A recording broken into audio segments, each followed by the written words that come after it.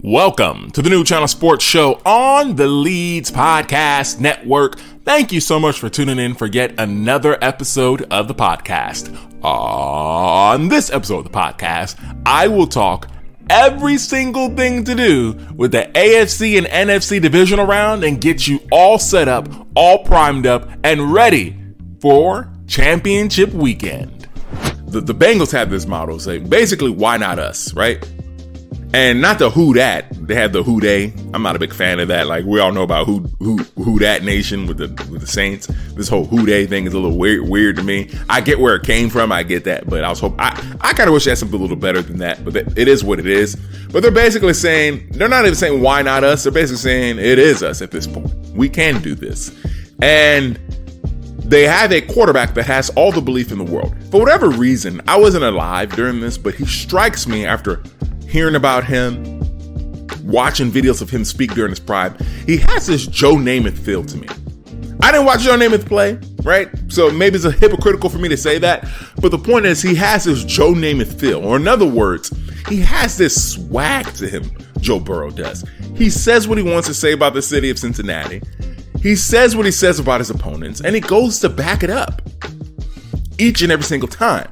If you're in the Cincinnati locker room, you're thinking to yourself, yo, this guy's going to get it done. If I were a Cincinnati Bengal, my whole thought process is, let's just get to the fourth quarter. Let's keep it close to the fourth quarter because we have a quarterback that's going to get it done, and we have a rookie kicker who is going to get it done if it comes down to a kick. We're okay. Let's just get it to the fourth quarter. This is the NuChannel Sports Show.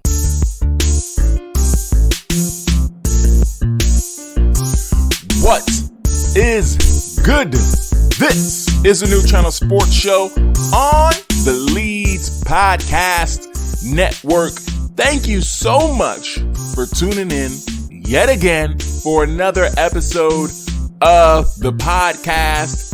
As always, check out everything to do with the Leeds Podcast Network. Check out the other shows. Check out Free Basketball on Mondays with my boy Daniel and the crew holding it down. Check out all the other shows on the Leeds Podcast Network. High Off the Glass, What's Going On? That's another show on the network that y'all need to check out. People doing their thing. Also, check out the LeadSM.com to check out the latest content with articles. You can also check out this very podcast on the LeadSM.com or wherever you listen to your podcasts. We are there. Also, check out the NuChannel Sports Show. We uploaded what I believe to be an epic episode talking about a little bit of what I'm going to cover on this episode as well. A little bit of AFC, NFC Championship, a little bit of that madness that we saw with the Chiefs versus the Buffalo Bills. And also, you can check out that podcast wherever you listen to your podcast. You can check it out at NuChannel Sports Podcast. See, this is the NuChannel Sports Show. You can check out the NuChannel Sports Podcast wherever you listen to your podcast. Podbean, Stitcher. We are there. Also, you check out our wonderful faces on Afro Vibes TV. Check out Afro Vibes TV. You can listen to us on there as well and see our faces. We have a show on demand each and every single week. Check out Afro Vibes on their website, AfroVibesEntertainment.com. Also check out Afro Vibes on Instagram. It's popping on there. You can download the app on your phone, on your tablet, or on your Roku. Afro Vibes is where it's at, right? Let me say it again. Afro Vibes, it's where it's at. All right. Finally, I want to cover it all today. You can check out NuChannelSports.net. It's our website. NuChannel spelled NuChannelSports.net.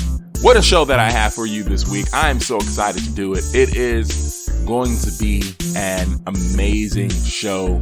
I'm so excited to do it.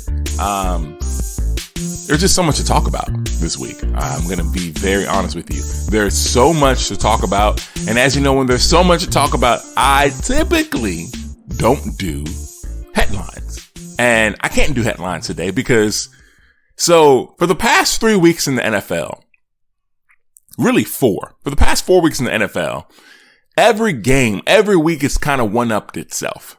It started off in week 17, right?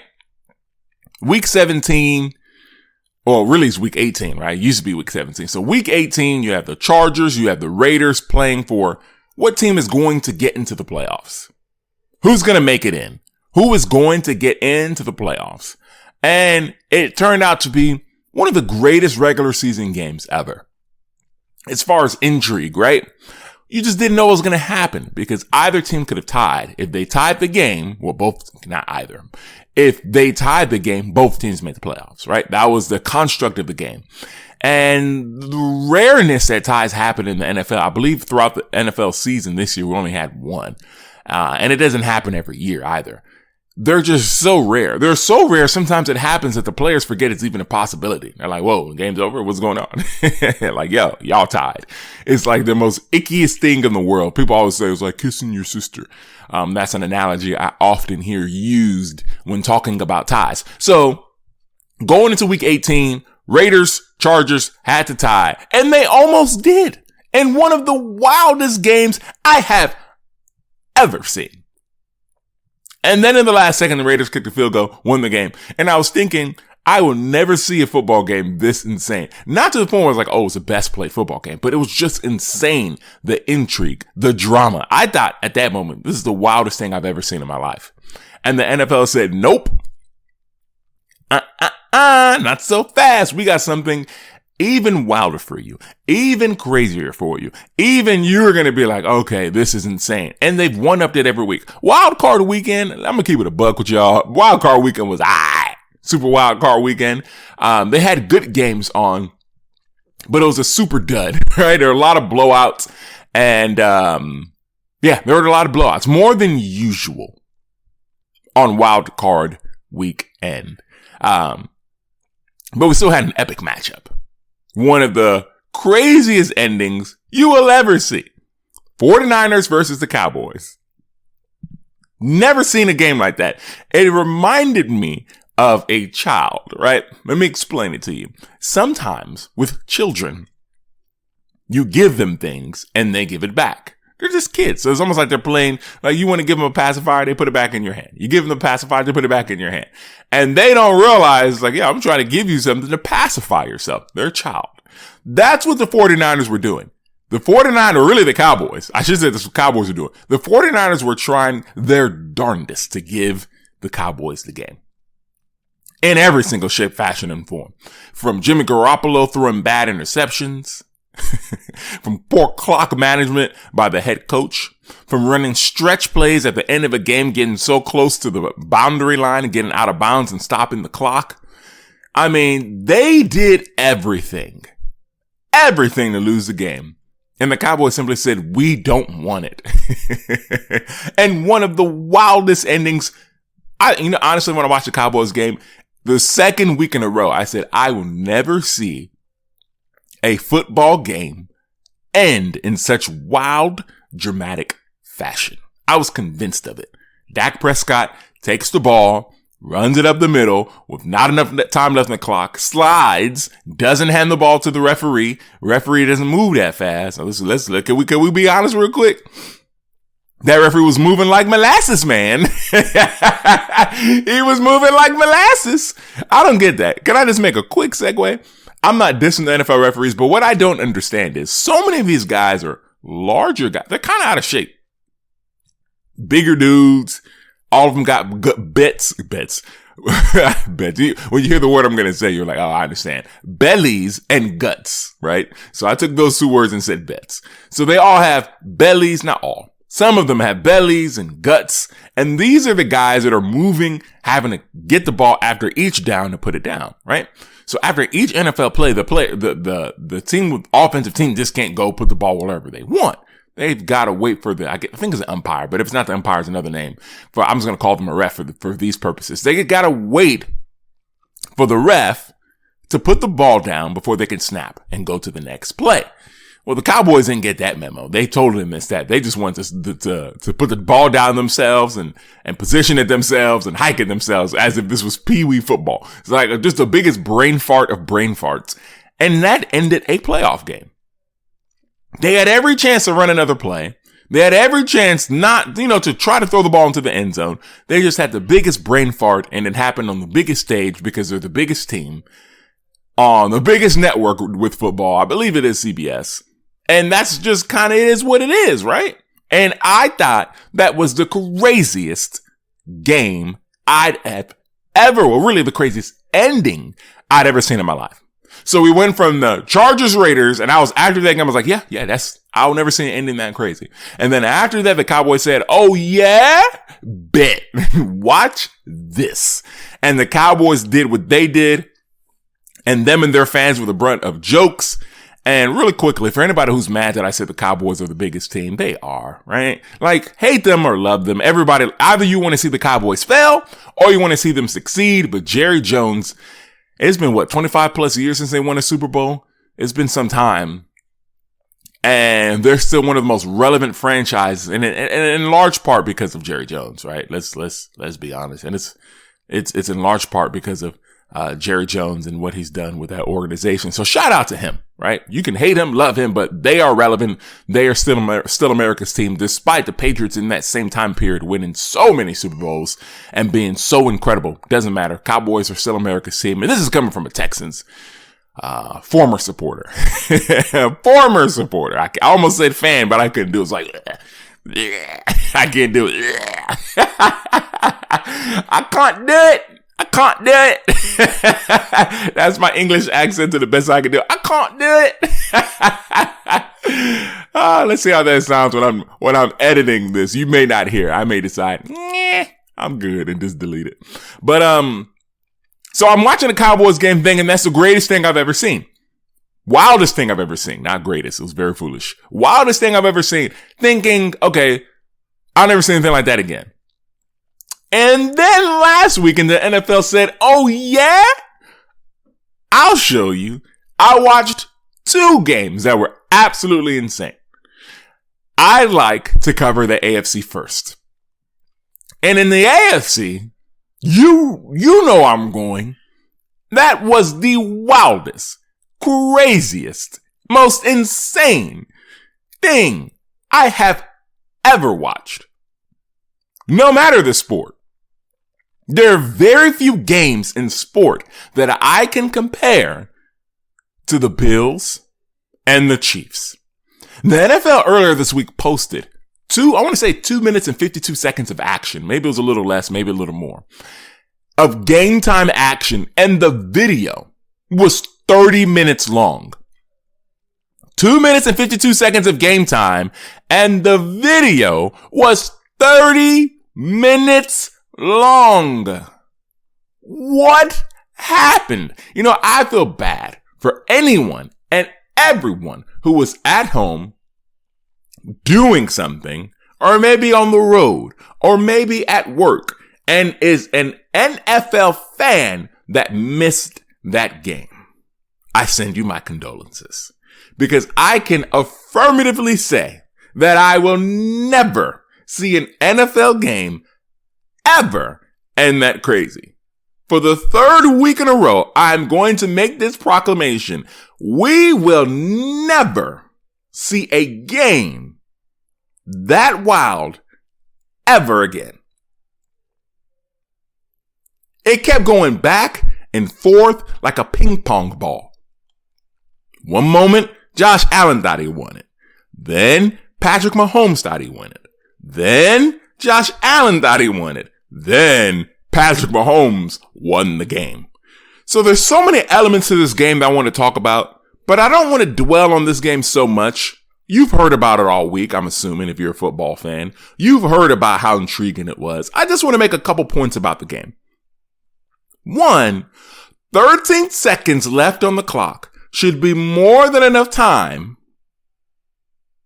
Let me phrase this properly. 13 seconds should be more than enough time for the defense to make a play. You may say, what? That's backwards. What I'm saying is this. 13 seconds is not enough time for the offense that's starting on the 25-yard line to get into field goal range. But that's exactly what the Bills allowed the Chiefs to do. So many people are praising Patrick Mahomes. He's unbelievable. He's incredible. And he deserves every single adjective, every single affirmation, every single praise that comes his way. So many people watched that game and were thinking, what were the Bills doing? What are you doing? Buffalo. And I had that same question. It's 13 seconds left. They're not playing bump and run, right? Bump up the receiver a little bit, bro. It's 13 seconds left. Even before that, they don't squib kick the football.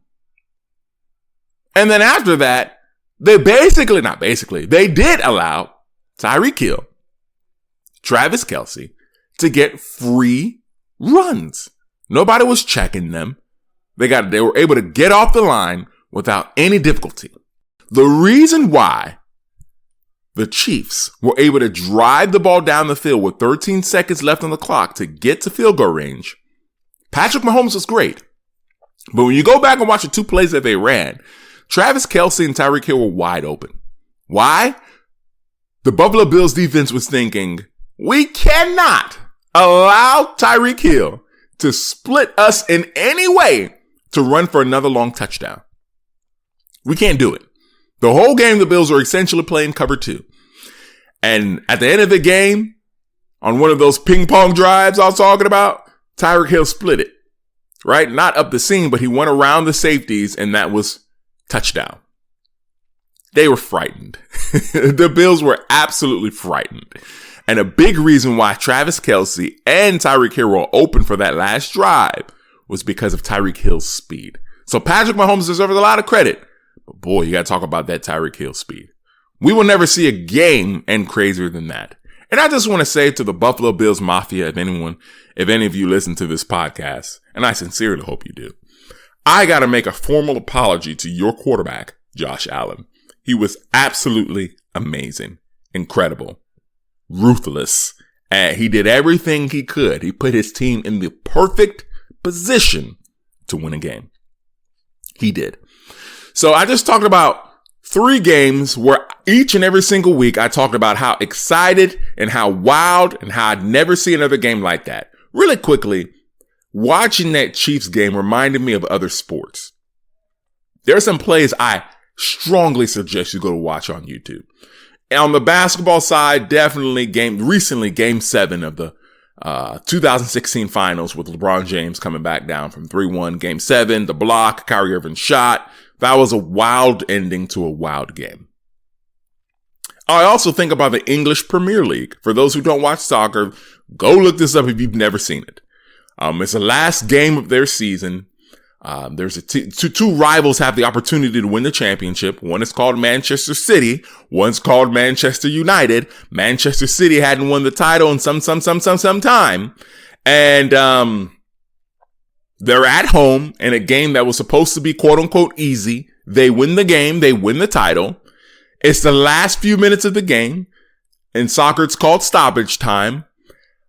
Manchester City is down by 2 goals. Well, 1 goal. They were down by 2 earlier. They scored. So they're down by 1 goal in extra time.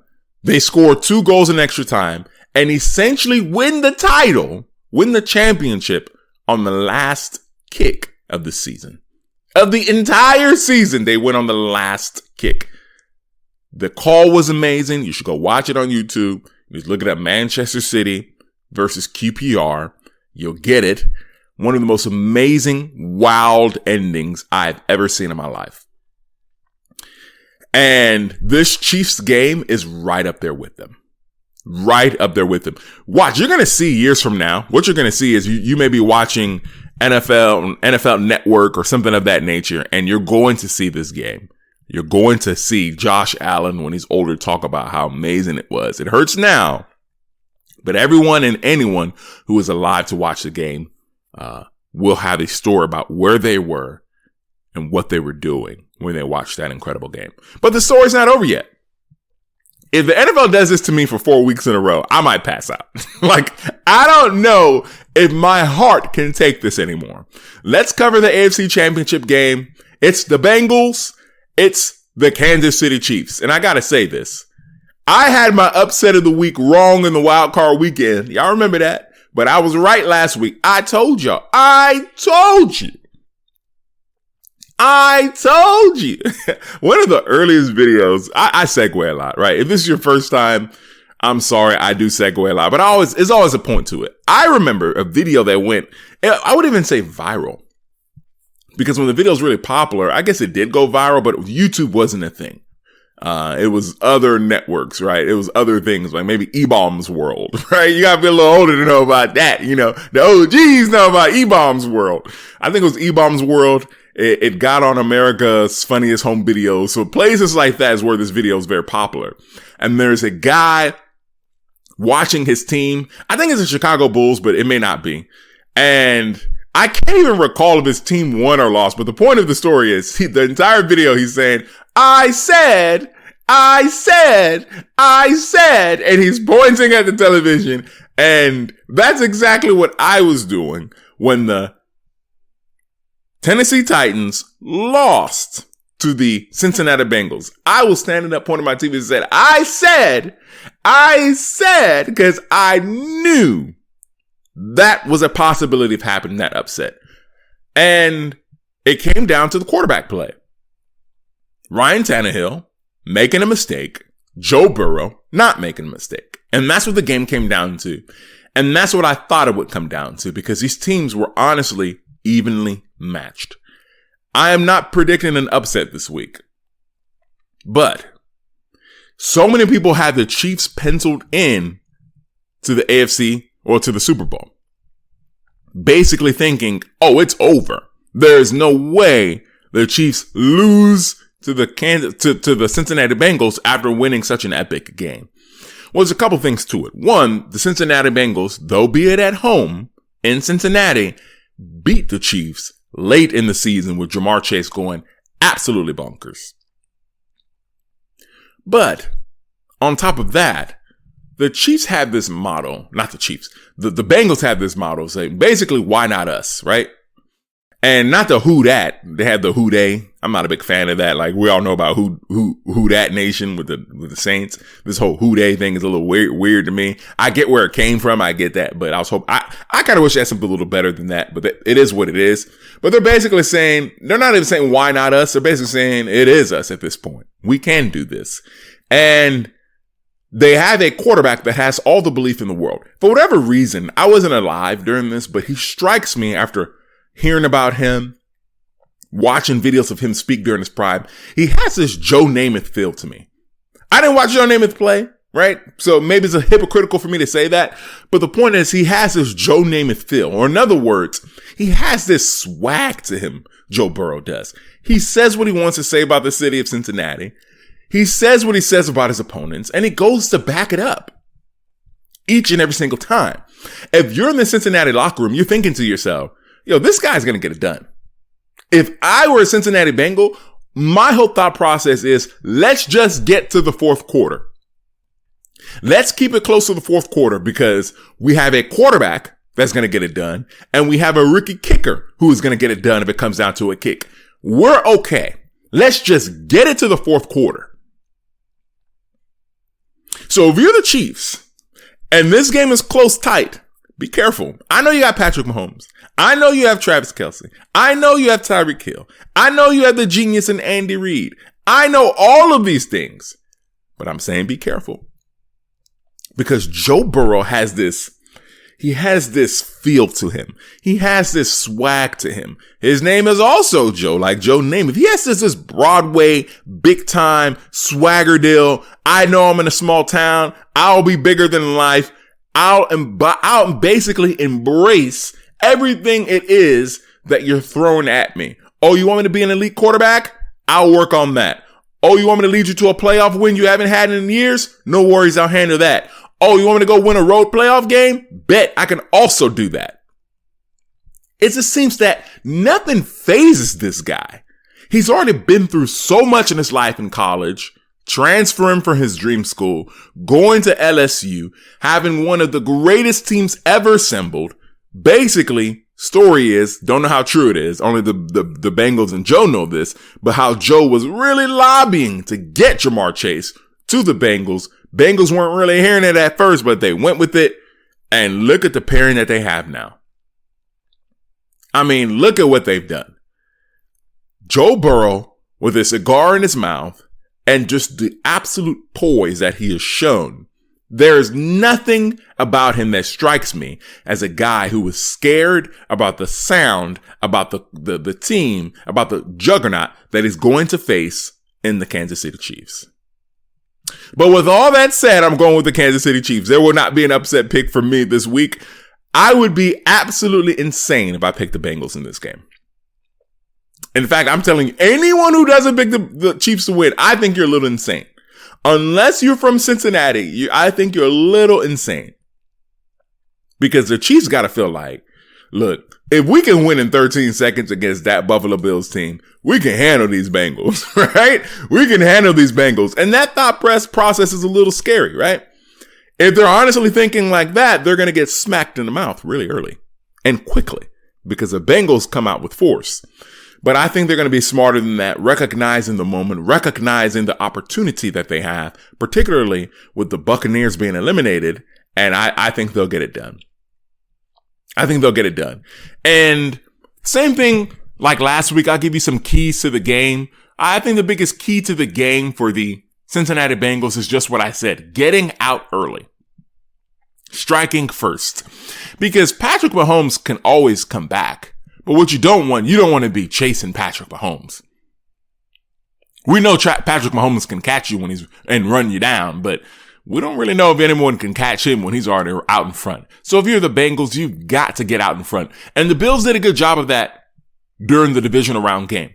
Went for it on fourth down early, when last season in the AFC Championship, they didn't make those types of plays, going for it and making big decisions when they had to, when it was a must. And they did so during the divisional round last week, and it just didn't work out. The Bengals going to have to be very similar in their aggressiveness, and with a young coach and Zach Taylor there, with a young team, you really got nothing to lose. You're going into Arrowhead Stadium, probably the loudest or second loudest stadium in the NFL. I'd probably say the Seahawks Stadium is probably louder. I don't know the decibels, but I would guess that the Seahawks in Seattle is a little louder, but the Kansas City Chiefs and Arrowhead are just as loud and just as incredible. And at this point, you got to get out ahead early. If you don't get out ahead early, you're putting yourself in a world of trouble versus the Chiefs. So that's the biggest point for the Bengals. I would say the biggest point for the Chiefs is not taking the Bengals for granted. And that's really the work they did during the week. If they celebrated the win, got back to work, knowing the goal is to get back to another Super Bowl, I believe they'll do just that. And so I got the Kansas City Chiefs winning the AFC Championship and going yet again for yet another year in a row back in the Super Bowl. And this has to feel great for Andy Reid. Watching a guy that has coached so many great teams have this run of success after so many years. He is truly a story of perseverance. He's one of the better coaches, one of the best coaches in NFL history. And it was always a yeah, but guy. Now he's let's see how many more rings he can get. Because now all he's doing is he already has a Hall of Fame career. But now he's just climbing the charts as one of the greatest coaches to ever coach a football team. All right, let's shift gears to the NFC. And we have the 49ers and we have the Los Angeles Rams going at it in another divisional showdown. You know, these divisional showdowns are kind of rare in the AFC Championship game. They don't happen all too often. They happen, obviously, during Wild Card Weekend or even during the divisional round, but we don't really see it as often during the AFC Championship game. Well, any championship game, be it AFC or NFC. And I think most people can agree that the NFC West is the class division of the NFL. So it is of no surprise that the best two teams representing the NFC are from that division. The NFC West has been the class of the NFL for some years now, and each and every single team in that division every single year heading into the season has Super Bowl aspirations, right? Every team, if you told them at the beginning of the year, hey, you're going to the Super Bowl, none of them would be like, yeah, I can't believe we made it. They say, yeah, we're planning for that. And every NFL team says that, but in the NFC West, that's very much true. Every single team expects to make the playoffs and expects to make a playoff run. And for those that don't, they're looking at drastic changes to put themselves in a position the following year to get to a long playoff run or to a Super Bowl. And the 49ers and the Rams have done just that. Really quickly on the Cincinnati front, the Cincinnati has to be looking across because Cincinnati's made the Super Bowl 2 times in their history. And both times they made the Super Bowl, they played the 49ers. So just saying, if the Cincinnati Bengals win, I'd put my money on the 49ers. I know that's insane, but I'm just saying, sometimes history repeats itself. If the Bengals win, because, the Bengals game is first. The AFC Championship game is first, I believe. If I'm wrong, then, I'm wrong. I believe the AFC Championship game is first. So if the Bengals win, I'm not telling you to bet. I'm not saying what you should do. But if somehow the Bengals upset the Chiefs, I put my money on the 49ers, okay? Because that's the only thing they played in the Super Bowl. And it would be quite funny if that's the team they played in the Super Bowl yet again. Okay, so on the NFC side, 49ers, Rams. The 49ers have defeated the Rams, and I'm sure you've heard this all week, 2 times already this season. So let's see what the Rams can do. I will say this. This game very much reminds me, these 2 teams very much reminds me of the Vikings and the Packers and what I would call the moon game. There's a game where Joe Buck said, that's the most disgusting thing I have ever seen. Randy Moss is the most disgusting act. I was like, come on, Joe. Come on, Joe Buck. Calm down. Calm down, Joe. He didn't pull his pants down. If you recall that game was a wild card game with my boy, Dante Culpepper, one of my favorite quarterbacks when I was growing up. And, the Minnesota Vikings versus the Green Bay Packers. And the big story that week coming into the game was the Green Bay Packers defeated the Minnesota Vikings 2 times that season. But in both of those games, the Vikings were very close. And in both of those games, I thought the Vikings were the better team.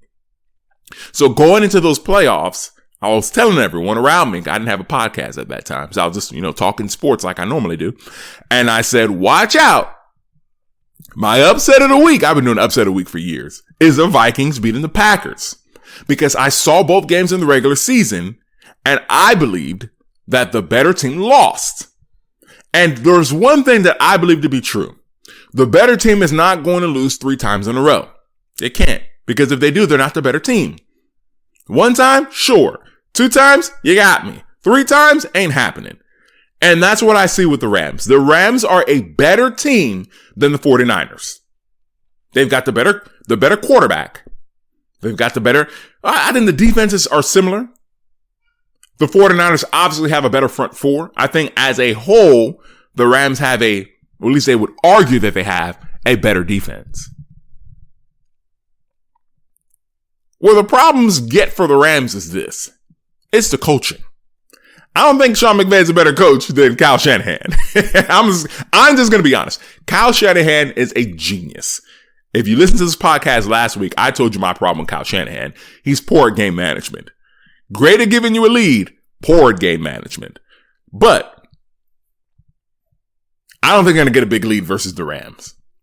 That's not how this game is going to go. I believe it's going to come down to quarterback play. And Matthew Stafford finally did it last week.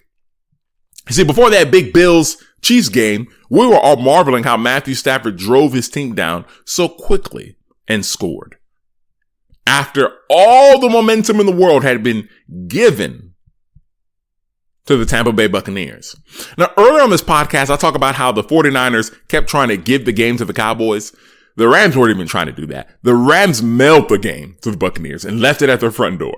They literally said, hey, don't worry about it. Don't even come to play. We'll mail it to you. We'll FedEx it to you. We'll have it right at your door. And that's exactly what they did until Matthew Stafford walked his behind and went to go pick up the damn win. That's what he did. He picked it up and was like, I'll take it back.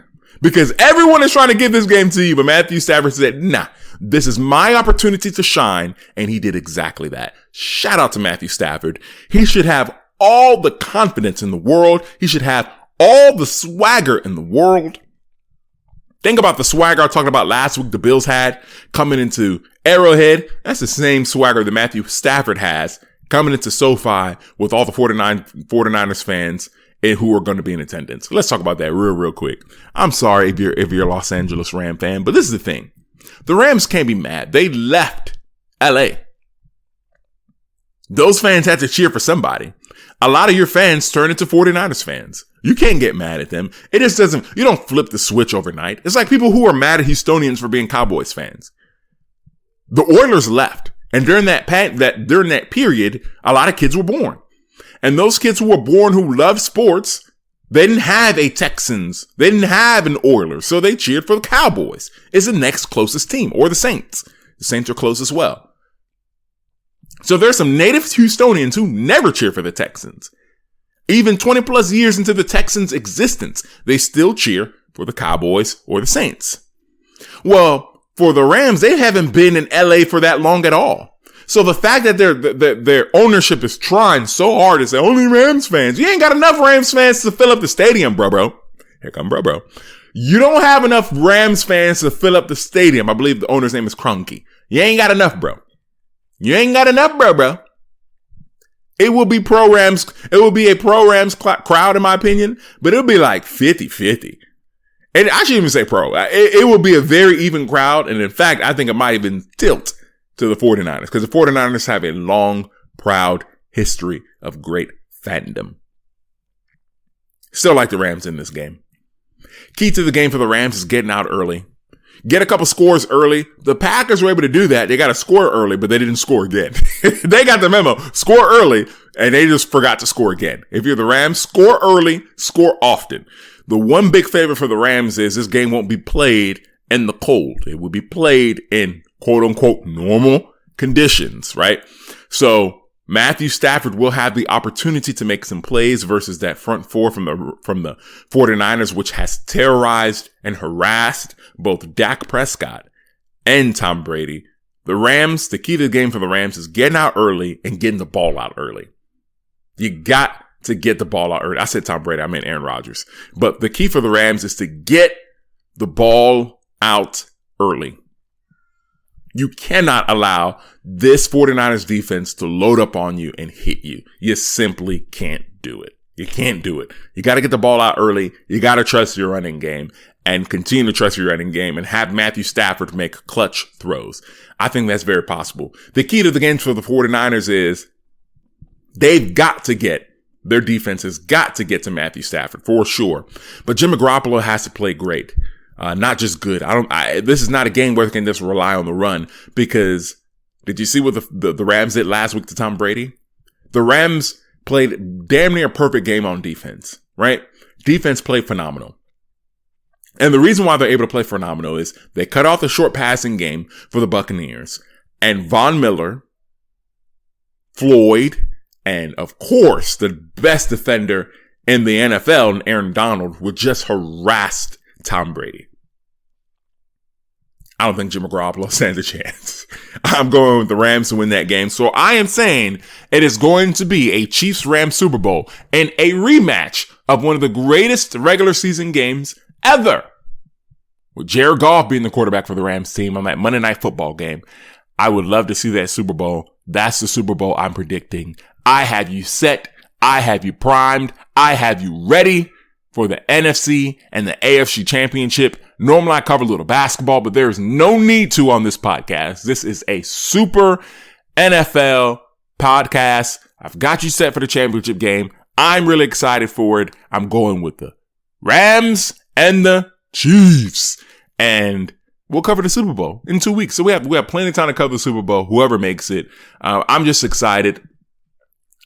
If I still have a voice, I will do a show next week because I'm hoping for another day where I come and say, this is the wildest thing I've ever seen. If I do that again, then, I mean, I don't even know. I don't know what could be more wilder. I don't know. I don't know. Super excited, to watch this game, to watch these championship games and share my thoughts with you. Guys, thank you so much for listening to this podcast. I truly do appreciate it. Thank you for taking your time. Thank you for taking your afternoon or your day or your evening to listen to my voice. I really do appreciate it. You can check out this show wherever you listen to your shows. Particularly check it out on theleadsm.com, where you can check out all the Leads Podcast Network shows. You can check out articles written by NBA and NFL. I believe we have some WNBA and maybe even some NFL articles. If they're not there, they're definitely in the works. Also, check out all the team podcasts for NBA basketball on the leadsm.com as well. Also, you can check out the NuChannel Sports podcast. We just released a podcast earlier this week. You can check that out wherever you listen to your podcast. You can also check out our website, NuChannelSports.net, not .com, .net. That's NuChannel spelled NuChannelSports.net. Also, check out NuChannel Sports on Instagram, on Twitter, on Facebook. We're out here. Check out our lovely faces on Afro Vibes TV, where you can catch the show on demand each and every single week. Afro Vibes TV is where it's at. You can check it out on Instagram. You can also check out the website, AfroVibesEntertainment.com. Also, check out the magazine that was just recently released. It's an amazing, clean magazine. NuChannel Sports is in there as well. That's it. Thank y'all so much for listening. I will see y'all next week. As I always say, stay safe, y'all. Please stay safe. Peace. Thanks for listening to the NuChannel Sports Podcast. If you like the show, feel free to leave a comment and a 5-star rating. Your support is very much appreciated. Also, don't forget to subscribe on Apple Podcasts, Stitcher, Podbean, or on our website, NuChannelSports.net. That's NuChannel spelt N-U, channelsports.net. Got a sports-related question for the crew? Just leave a voicemail on our website. Till next time, have a good one and stay safe out there.